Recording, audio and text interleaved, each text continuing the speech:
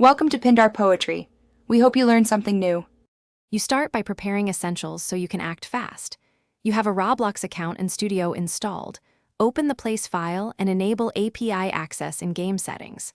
Once done, grant the bot required permissions and note the server ID. You also need the bot token and a local script file ready to paste. This setup step matters because missing permissions or incorrect ID will stop the bot before it runs, so verify each value now. Now implement the bot logic inside Studio using Lua.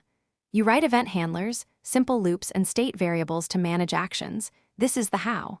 Use Roblox services like players, replicated storage, and run service to communicate and persist data.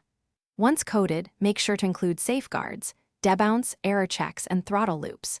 Test iteratively in solo and team create, watch output logs, and adjust timing. This detailed execution ensures the bot finish by publishing the place and deploying the bot with correct permissions so it can run in live sessions.